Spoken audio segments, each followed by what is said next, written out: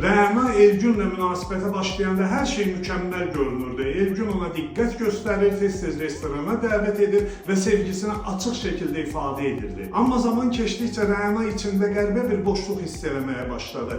Elgün ona bahalı hədiyyələr almırdı. Əvvəlcə o buna fikir verməməyə çalışdı, lakin rəfiqələri öz sevgililərinin onlara aldığı qızılları, telefonları, brend çantaları göstərdikcə Rəna gedərək özünü daha çox narahat hiss elədi. Mənim onlardan nəyəməz keçdi ki? Bir neçə dəfə üstörtülü şəkildə Elgünə işarələr verdi, amma Elgün ya bu mesajları anlamadı, ya da zarafata saldı. Bir gün ən yaxın rəfiqəsi ona belə dedi: sevən adam sevgisini göstərmək üçün nəsə edər, boş sözdən nəyə lazımdır? Bu fikir ona pis təsir elədi və Elgünlə münasibətində bir çatışmazlıq hiss eləməyə başladı. Sevgisini yalnız sözlə ifadə edən, amma ortaya maddi sübut qoymayan bir kişi onu qane etmirdi. Qadının hədiyyə gözləməsi pul arzusu deyil, onun münasibətdə xüsusi olduğunu hiss etmə ehtiyacıdır. Sevgidə dəyər hiss olunmalıdır, əks halda qadın özünü görünməz hiss edəcək. Platon deyirdi ki, sevgi ancaq duyğular deyil, eyni zamanda sübut tələb edən bir işdir. İnsan, xüsusilə də qadınlar özlərinə verilən dəyəri qarşı tərəfin davranışında, diqqətində, göstərilən qayğıda görmək istəyirlər. Bunun bir yolu da hədiyyə almaqdır. Hədiyyəni verən tərəf yalnız maddi bir əşya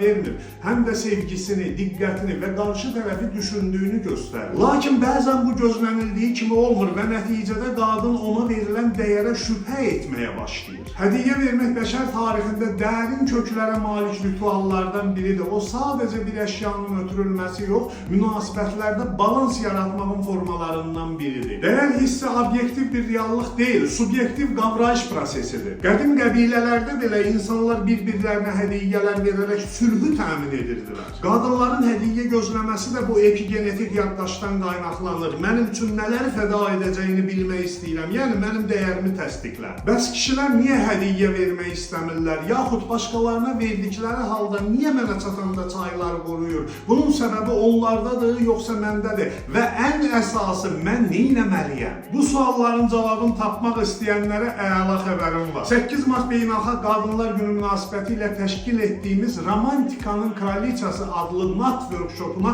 bütün xanımları dəvət edir. Workshopda iştirak haqqına tətbiq etdiyimiz 30% endirim isə bayram hədiyyəmizdir. Workshop 10 Mart səhər və axşam qrupları şəklində həm əyani, həm onlayn formada keçiriləcək. Romantikanın Kraliçası workshopu 3 saat ərzində yüksək fərqindəliyi, inanc və enerji dəyişikliyini, özdəyər çalışmalarını və ünsiyyət strategiyalarını əhatə edəcək. Bundan əlavə fərdi seanslarımızda 7, 8, 9 Mart günlərində bütün xanımlara, yalnız xanımlara 20% endirim tətbiq olunur. Qeydiyyat üçün tələsə bilərsiniz, çünki yerlər məhduddur. Qarşıdan gələn bayramınızı təbrik edir və sizə xoşbəxtlik arzulayıram.